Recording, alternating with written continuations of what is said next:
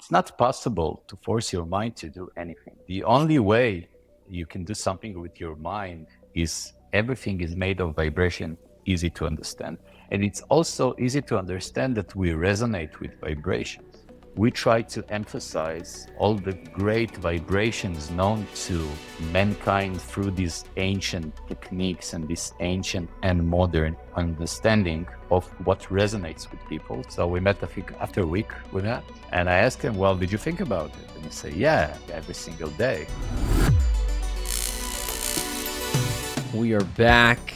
So today's guest is Rudy Daniel. He's an author, CEO, and co-founder of the Affirmate App. Rudy has explored philosophies of Eastern traditions such as Hinduism, Buddhism, Zen, Tao, and much more, alongside with exploring Western philosophy, science, and the arts. Rudy's mission is to inspire profound change through mindfulness and philosophical exploration. Rudy Daniel, thank you for coming on the show. How's it going, man? Jonathan, thank you so much for having me. Great to be here today. It's a great day. It's a beautiful day. I'm excited to talk to you. Yeah. So, lots going on in the world, lots going on internally as well. And what helps a lot with that, as you definitely know, is meditation. So, before we get into that, let's get to know you, my friend. What started you on this journey, or what started your exploration, and why meditation? Oh, so a lot of questions in one question. So, how, yeah, sorry. All right. So, what started No, you no, on that's this okay. journey? That's cool. That's cool.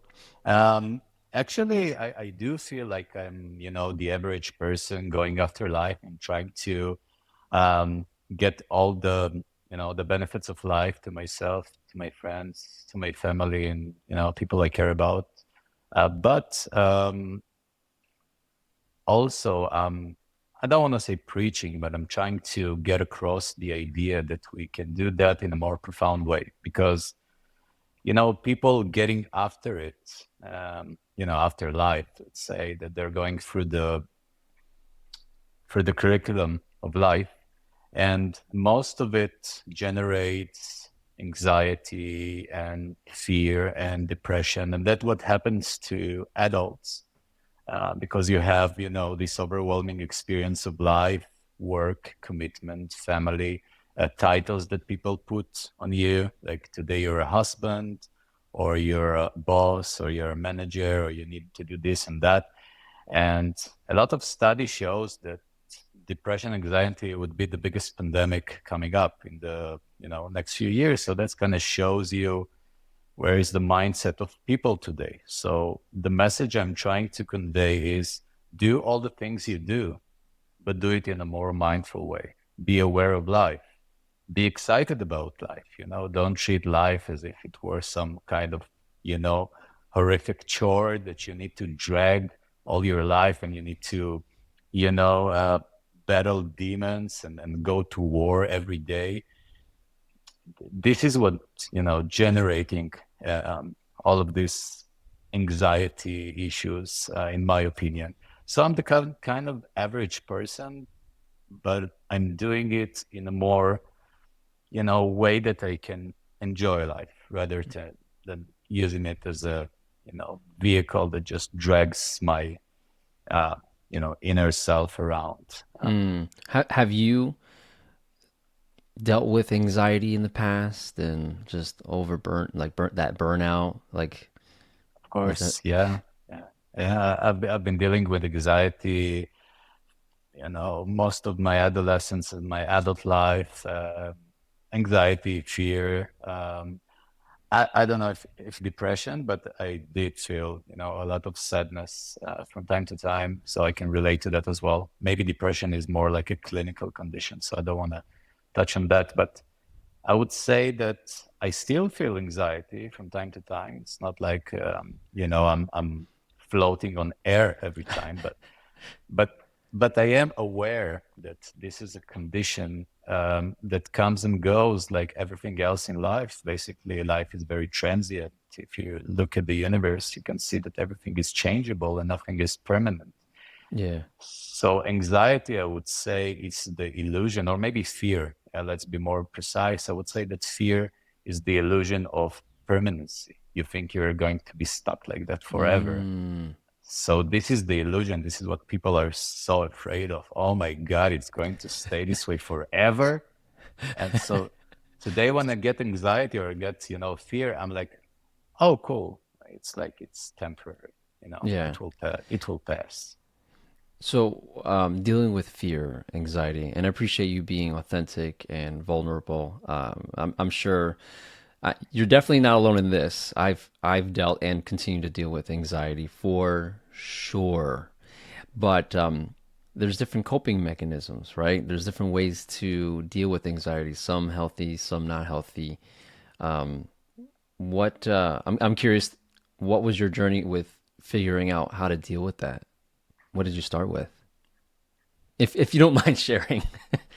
I would love to share, that I think that I'm kind of, when people ask me who am I like to say that treat me as a message, rather than a messenger. And things I have to say, if they inspire you, great. I've done something positive. So I don't mind talk about these things. I'm absolutely excited to talk about these things. And I think that, every person have this immense knowledge and things they can share. And we tend to close up as society and only share it with our, friends or family. So if I have the opportunity to speak on shows and tell people, I'm just a ordinary human, and this is how I feel. So maybe it will be more relatable to you rather than saying some doctrines or teachings or something like that. So I think that your question was how to deal with the anxiety. Well, what are some ways that you Yeah, have chosen to deal with it in the yeah, past versus now? yeah. I I think that the essence is what I just said, that anxiety, we can call it anxiety fear. It's kind of the same thing. It's just a different form of fear. So the illusion is the permanency. I think that if you understand that principle, it can take you to a very long distance in terms of inner understanding. But personally, for me, it wasn't so easy. It's not just like I came across with this spot and I was like, oh my God, my life has changed. Uh, it's been a long journey for me. And when I was about 32, 33 years old, uh, I started to get tired of life. I was, an entrepreneur most of my life, and I did a lot of startups, and it took a toll. And I felt, completely drained. And it seems that everything was becoming boring and dull and nothing to accomplish anymore. And although I had some nice successes and I had tons of failures as well, but overall I had a good life. And I mean, if you were to look from the outside, you would say, man, like this guy is living his dream. But inside, I felt broken. I felt that I don't know what to do. So I started from this low point to take a look at myself from within and try to understand the most fundamental question I had was, who am I, basically? Because I'm not my name. That was pretty obvious for me because I never called myself from within Rudy. It's like, hey, Rudy. It's Hmm. like it's a different kind of dialogue. So I was very interested in this fundamental question: who am I? What is this place?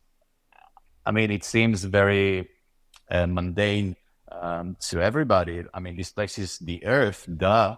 But really, like, look above. We're on a rock floating in the cosmos, and you're buying stocks and fighting over politics. It looks kind of ridiculous. So I started to dig into that, and it took me few years of studying and experimenting and philosophizing, mostly with myself at night when no one was around, until I understood that this is a very beautiful, profound game we call life.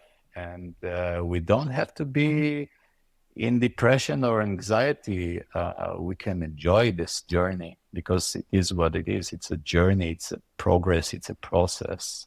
And we, as you know, what we call I, are not things. We are a process as well. We develop. So, for example, you used to call yourself I when you were 5 years old, and you called yourself I 10 years ago, and you still call yourself I today. But you changed, haven't you? Like, things change all the time, but the sensation of I persists.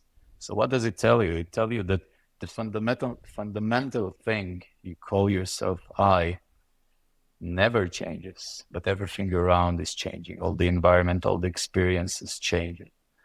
And if you start to question the attributes you put on yourself, like your name, your race, your gender, you will see that everything is transient, and you cannot place your finger on the thing you call I. So when a person do this kind of self-inquiry, or philosophizing about this stuff experimentally, I'm not talking about just thoughts, but actually experiment with it.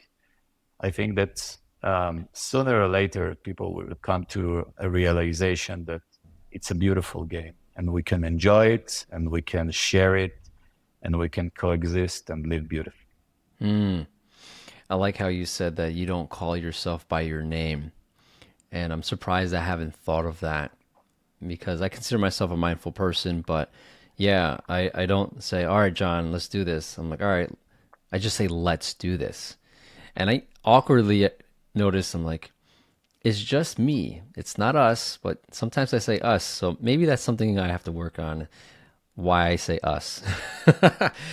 Maybe there's more than one person there. But it's interesting to do that self-reflection, and you're like, yeah, I do say and reference myself as I, since I can remember. And to that point, especially when you think of us on a rock floating in space, all the other problems seem to fade away because it's insignificant. There's something bigger going on.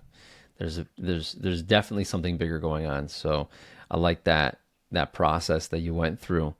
So meditation, I want to highlight that because that is the theme of your solution, your app. Why meditation for you? You could have done yoga. Some people hike. Some people go to the gym. Some people try to, some people take it out on other people. Some people yell, scream. There's all kinds of ways to just be present, be calm. And before I don't know, I think you said this before we hit record, something very key, which was, as an entrepreneur, it's very important to be calm. And my question to you is, what made you say meditation that's it? That's a great question. I think just before I answer that, I wanna insist on the terminology because it is important. We're using language, so this is the way we kind of sharing knowledge mostly, and it's important to understand what we're talking about. So there are two terms which are very popular today. One of them is mindfulness, and the other term is meditation. So let's talk about mindfulness first. So basically, mindfulness is kind of the backdrop of all the methods. It literally says the thing itself. It's being mindful or being full of mind. So what you're basically doing is you're paying attention in a more profound way to life. It doesn't matter what you do. If you're doing it mindful or you're full of mind, your ability to sense and be more sensitive to what is going around you is far greater than being laser focused on, one specific thing. So this is mindfulness. In regards to mindfulness, we have a lot of methods. One of the methods, at least in the Western culture, we call it meditation. So the way the Western culture imagines meditation is, give or take, the thing I'm going to emphasize right now. So people use it as a practice, as they kind of, use a gym. I meditate 10 minutes a day. I meditate 15 minutes a day. No, I do it every day, so I'm good. And usually the way people do that is, they sit and they close their eyes, and the inner process goes like this. It's like, I'm meditating now. Okay, I'm not supposed to think of anything. Doing good. Oh, it's a bit itchy. Oh, my leg is itchy. Is it cold? Oh no, I think it's all. Oh crap! I just interrupted the meditation. Oh no, should I begin all over again? Oh, so it's, let's say you're doing 10 minutes of meditation. 9 minutes of the 10-minute meditation is basically you're talking to yourself inside your head, and it's like it's the first sign of madness when you're talking to yourself. So this is what the Western idea of meditation is, and this is not what I'm talking about. When I'm talking about meditation, I'm talking about your essence as what you call yourself, I. We are in essence meditation. Meditation is a state that what you mean when you say I is in a condition before it was colored by experiences, by any experience. You can think of it like that. When you say I am, after the I am, there is a kind of way to describe. So I am Jonathan. I am a podcast host. I am this. I am angry. I'm loving. But before it was colored by your experience, what is the I am? So what the Eastern culture says about meditation, that meditation is the state of the I am, in essence, is the state of no mind, or the state of nirvana, or the state of peace or bliss. And we don't need to do anything to get there. By default, we are meditation. So this is the ground where we can start from when we think about meditation. So what I saw in the Western culture is the kind of abuse of this idea that was born in the East and was cultivated in the East and was brought to the West with a bad translation. And people try to practice it in a wrong way. So what I'm trying to convey is, when you are meditating, you can do it while you're cooking. You can do it while you're talking to your friend. You can do it while you're walking. It's the essence of your being. So not trying to meditate, because when you try to meditate, it's like you're trying to steal your own watch. It doesn't make any sense. No. And this is the confusion. This is why people give up. I talk to numerous people and say, well, how was your meditation experience? Did you ever meditate? And like, yeah, I used to meditate, but now I'm not doing it anymore. Like, why? So two main reasons. One of them is what I just said, is about the practice itself, which is kind of confusing to people. And the other one is, we are very conditioned to be with people, or with our, phones or TV. We're always distracted by life, by interactions. So in the Western practice of meditation, you are alone with yourself. And when you're alone with yourself and you become quiet, a lot of thoughts and emotions are coming up. And they might be good emotions, but mostly it can be bad emotions, Oh, it's kind of scary to be alone, because who knows who lives inside your head? Everybody is afraid of that. What kind of thoughts I really carry within. So these two reasons are the reasons why people are not engaging in the beautiful practice of meditation. And I'm here to kind of change the way people perceive it and how they can engage with it. And me and my amazing co-founder, we came up with this beautiful idea of how to create a 90-second practice which people can engage in mindfulness, in meditation, and enhance their day by being here and now, not in a quantitative kind of practice or a BLG, but in a qualitative. So we prefer quality over quantity. And this is the basic idea of being here and now. It's beyond the boundaries of time. So you don't need really 10 minutes or 50 minutes. Once you get the idea of who you are and what you're doing, you can do it anytime, anywhere. And hopefully, we'll get the message across. This is the mission. I like how you said, I am meditation. And me being silly in my head, I'm thinking of saying, I am Batman. Just I am. And you embody that. I like it a lot because, yeah, you can't steal your own watch, which is, yeah, it's good right there. You can't steal your watch. It's about the I am beyond clearing the mind. And it's almost impossible to clear the mind anyways. So you started to mention your app, and let's get into the app. You have an experience that's short, and to your point, yeah, just like anybody that has been in an extreme situation where you got into a car accident and time tends to slow down, I think you're referencing the same thing. That time is an illusion, and it really depends on what you're experiencing. So let's get into the app. What kind of experience should someone expect using the Affirmate app?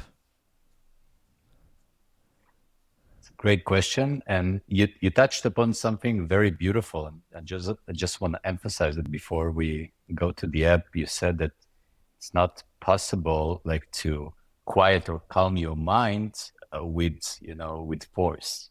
Mm-hmm. That's what you said. And I think it's a key understanding. People are, I talk a lot with people about these matters, and a lot of them say, you must quiet your mind, or you must boss around your mind. And I say, okay, good luck with that, because, it seems to me that the mind is far superior to your wills. Yeah. Otherwise, you all be rich and pumped bodies, and your life would be amazing. You wouldn't have the experience of bad feelings if you were such a master of your mind. It's not possible to force your mind to do anything. The only way you can do something with your mind is a way of love, acceptance, forgiveness, understanding. It's really not about forcing. And there's a lot of philosophy about that in the East as well. It's called the Wu Wei. It's the way of not forcing. It's an art. And I'm just mentioning it because it relates to meditation. People try to fight their mind in meditation. No, don't think about this. Don't think about that. It's like, don't think about elephants. Just do it right now. Do not think about elephants. Okay, it's not possible. So don't fight the mind. The mind will win if you fight. Agree. So yeah, I wanted to touch upon that. So you ask what kind of experience people should expect when they're using Affirmate.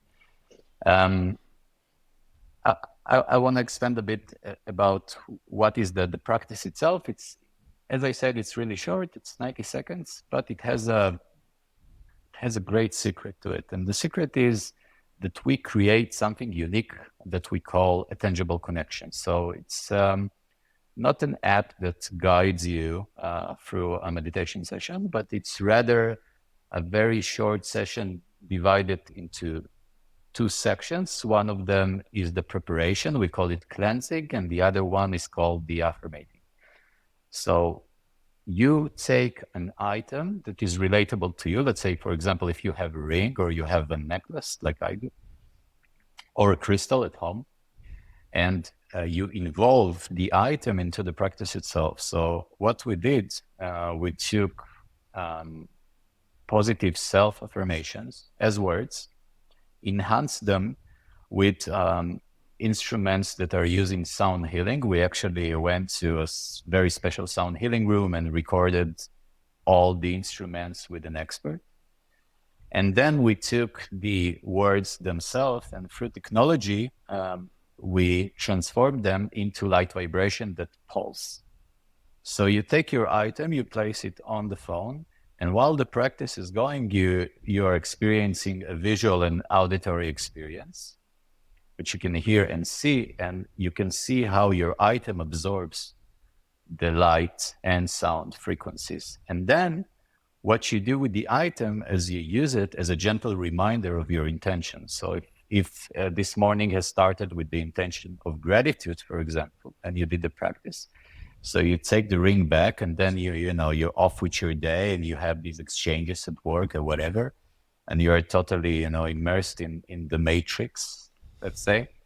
And then you take a glimpse at your ring, and you say, oh, this is my intention for today, and it grounds you. And we as people have been using this technique for thousands of years when we're going to sacred places, or we're going to, a church or whatever. We take items with us and we bless them and kind of want to take the energy with us back. So this is what we did. And this is what we're trying to do here. You just need to remember, create this tangible connection, set your intention, and go on with your day.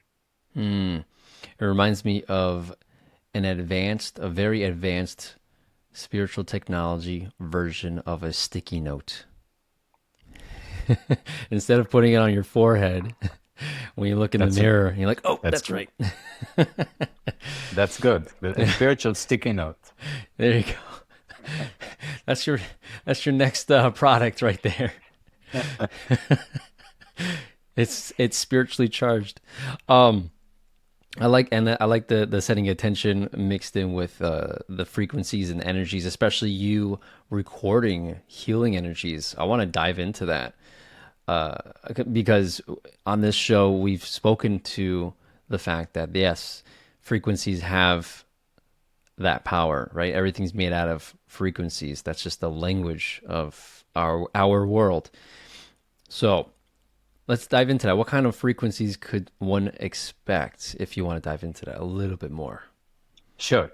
So maybe let's start with the terminology, because a lot of people talk about that. Usually you hear the terms vibration and frequency. So because there's a lot of YouTube videos done by a lot of people, there's a lot of people in the world, and obviously some videos are educating and some videos are just a waste of your intellectual space. That's a nice way to put it. Let's be gentle about it. Everyone deserves the freedom of speech and how they carry themselves.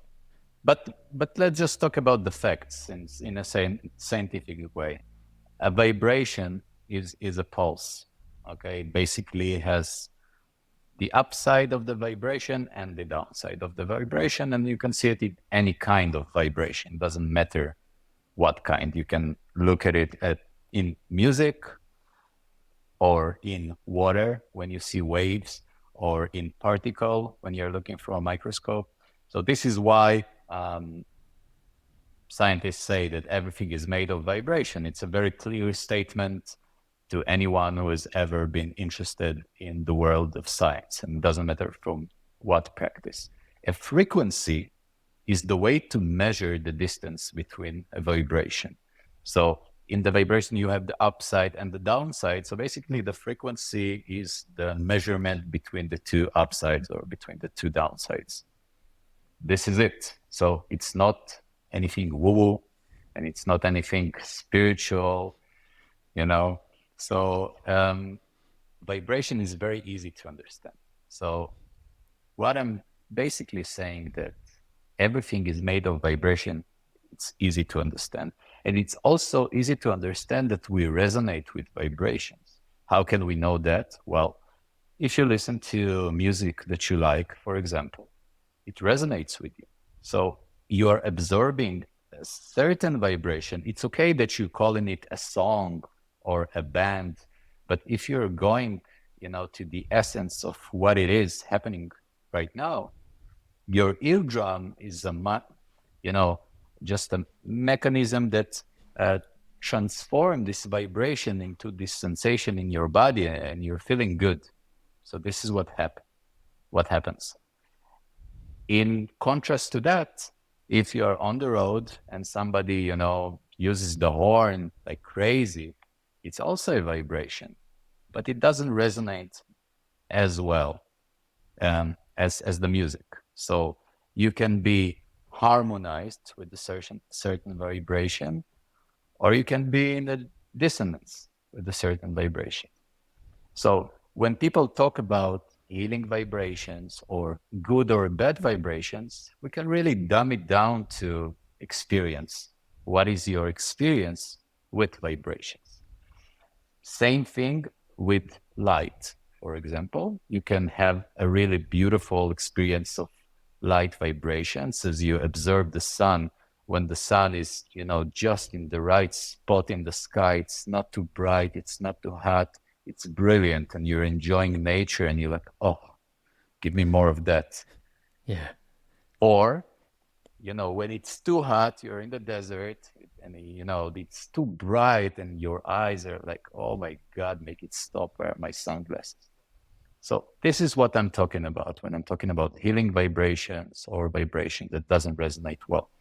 And what we did is we tried to emphasize all the great vibrations known to mankind through these ancient techniques and this ancient and modern understanding of what resonates with people. So as I mentioned, we did it in a sound healing room, that there was a certain arrangement of crystals and certain arrangement of sound barriers. So everything is perfect.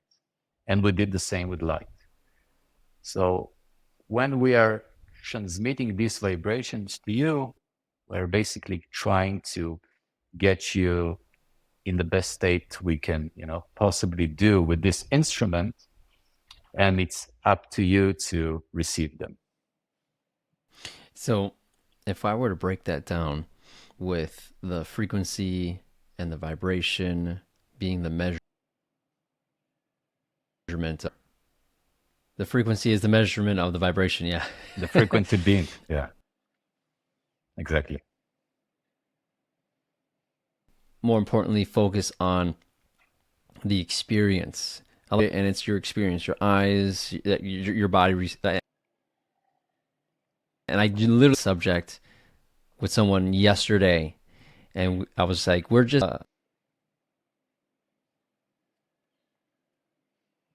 experience the world with vibration, and we are experiencing, which is the translation, which is the experience. So I like how you brought, very much so. And so for this app,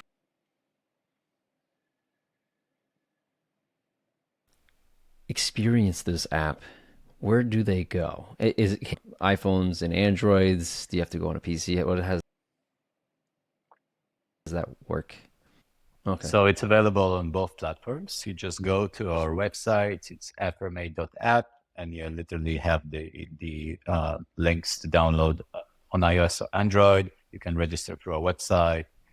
You can read about it. We really invested in the information. So you have a lot of everything that I talk about is also written on the website. And if you want to really dive deep on every practice that you do, we have broken down the elements that composing the whole orchestra of the experience, and you can actually tap each element and read about it. So if you're interested in that, it's very deep in terms of knowledge. I'm curious,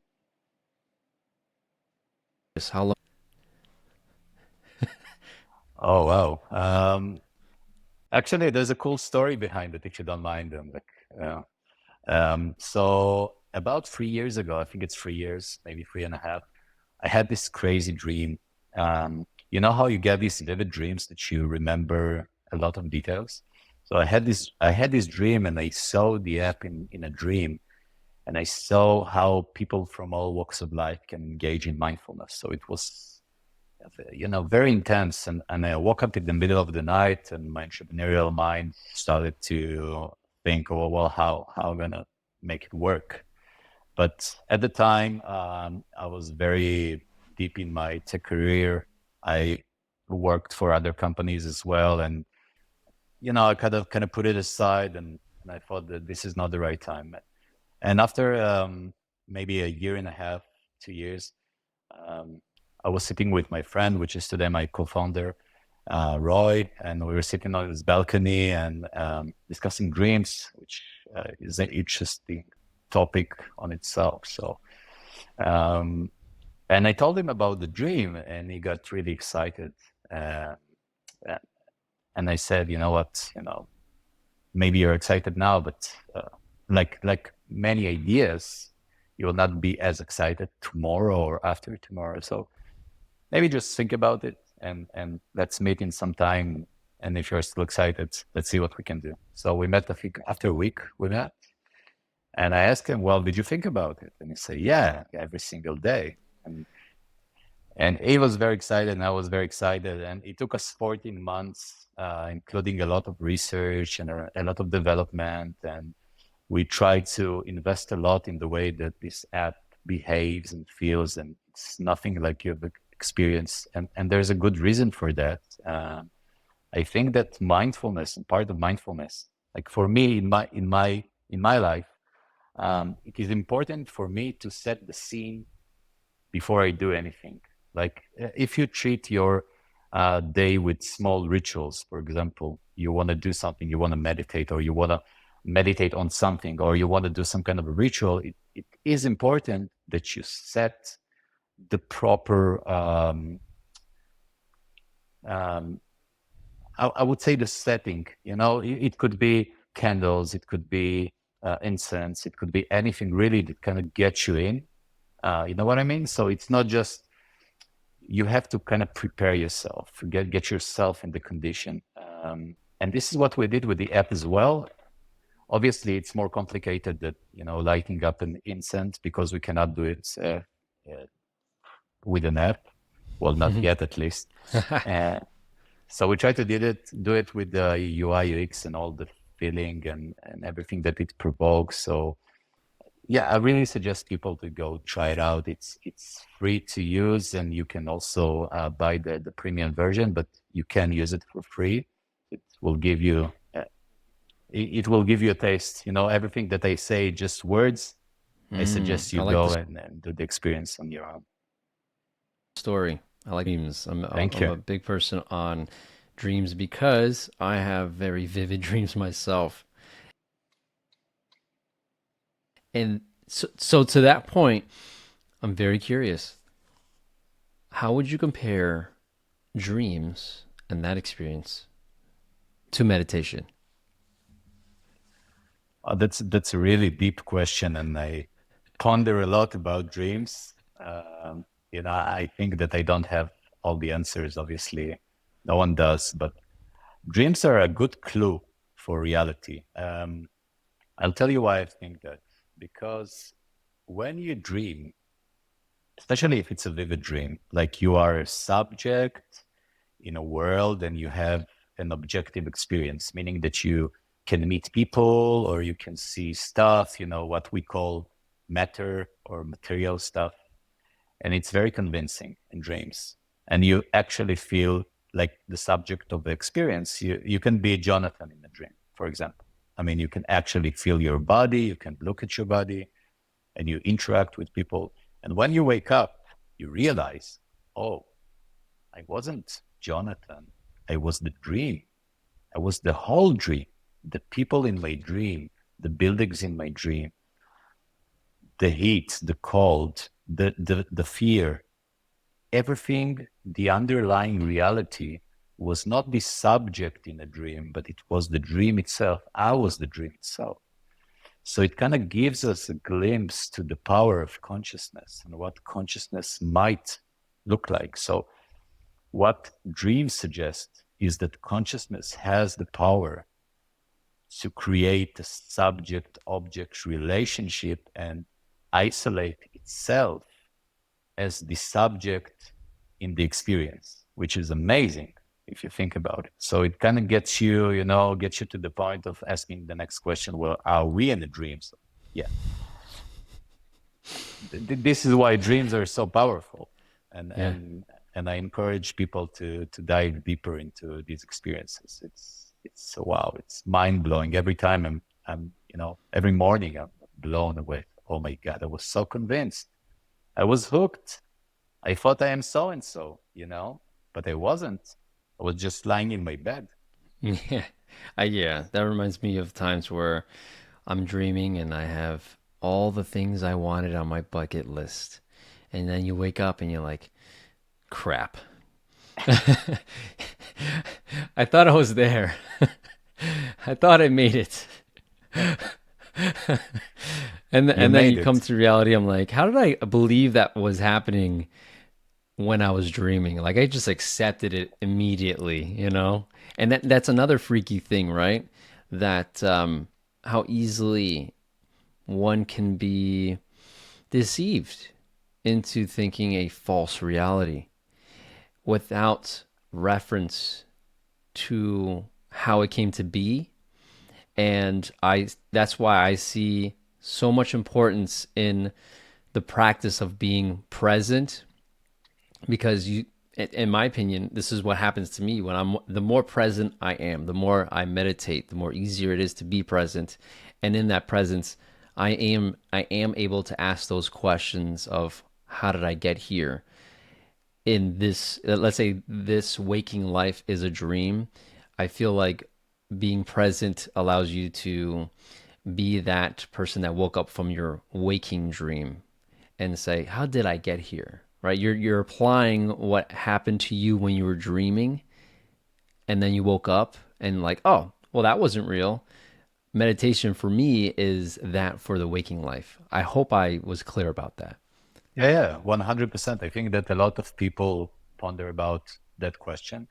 I actually have small kids, and I ask them all the time, like, aren't you surprised that you're here? Like, tell me of your experience. I mean, a few years back, you weren't here. Aren't you surprised that you're here? And they're like, nope, all is clear. I'm here, and that's it. So it's very easy, as in dreams. You don't have the history of the dream, right? You just begin with in a certain point, space and time, and you are so and so and doing, sometimes crazy stuff like running away from, you know, armies or animals or whatever it is in your dream, and you're not surprised by that. It's like, oh yeah, that's what I'm doing. And it's kind of the same with this reality when you ask people, what are you doing here? Like, where did you come from? How was your consciousness before? And people get, starstruck. They're like, oh, what are you talking about? Oh, it's this reality is very compelling. And this is why mindfulness is so important. It's not about cracking the system and understanding that you're above it or all these spiritual games that people play. Is just appreciating the opportunity. Just think of it, if you were to realize, and it happens to a lot of people, it happened to me several times, that you wake up in a dream. Did it ever happen to you? Wake up. Oh, have a Like you lucid dream. realize, Yeah, you like know you you're dreaming. Yeah. realize you have that. Yes, I have. Yeah. So this is like you can call it like a brief enlightenment. Like you just realized that this world you thought was real, it's not. It's a dream. And how did it make you feel? Oh, you're asking me now? Yeah, I felt like now I'm in the sandbox and let's play. I wanted to exactly. play. Exactly. So this is what I encourage people to do. Realize where you are, and then you can do whatever you want to do. And mostly what you will want to do is contribute, bring value. You say it's a beautiful dream.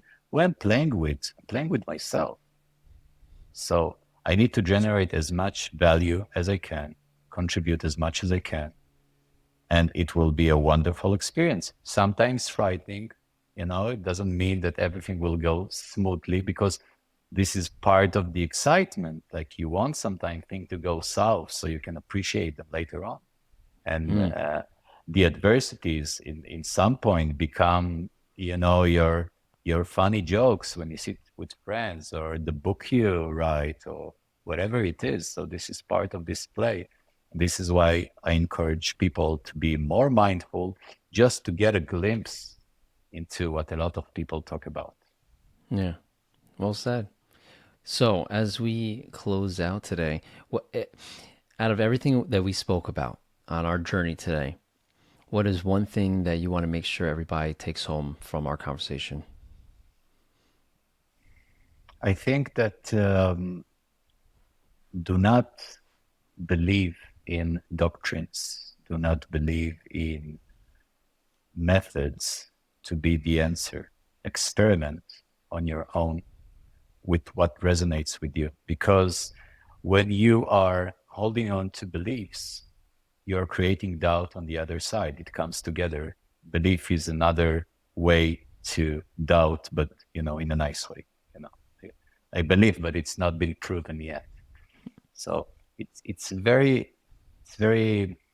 misleading. It's a misleading thought, especially when people talk about unwavering belief. The only unwavering belief I can imagine to be good for you is unwavering belief in yourself, because you have the experience of yourself. So there is no doubt about that. But have belief in other doctrines or other forms of systems will not bring you to self-evident experience. It will be just a belief system. So play with it, be with it, sit with it. And while you are taking the journey, which we all are, do it with intention. You can wander around and do whatever you want. It's valid. But if you want your life to take a certain direction, I strongly suggest that you do it with intention, because intention is like pointing somewhere on the map and saying, this is where I want to go. And if you don't do it, life can take you to all different places. So it's really up to you. I think that most people would agree that they would prefer to point somewhere on the map and enjoy the journey, but know where they're going. Interesting. Yeah. Cool. Thanks for that. Let's say someone likes your app. Let's say someone wants to connect with you. What's the best way for someone to connect with you? Now we are so open to talking with people, so you can just drop us a message in the contact form, and we'll be happy to connect with you and answer any question. We do have a very extended FAQ on the website as well, but if you didn't find something that satisfies you and you want to talk with us, me or Roy, you can just drop us a message and we'll be in touch with you. Awesome. Well, thanks for coming on the show, my friend. I enjoyed this journey today, and I'm looking forward to trying out that app myself. Jonathan, thank you so much. And thank you for giving me the opportunity to talk about it. As you can see, I'm quite excited about it, because we just recently launched, and you're giving me the opportunities, is gold. So I appreciate it. And I also enjoyed your presence, your very good energies. It was nice talking to you, and I hope that we talk in the future as well. For sure. Let's stay connected, man. I just have to throw this in there. I love the fact that it came from a dream. That just makes it even more sweeter of a deal. It's just cool. It's just really cool. Thank you. Thanks again for coming on the show, man. Thank you very much.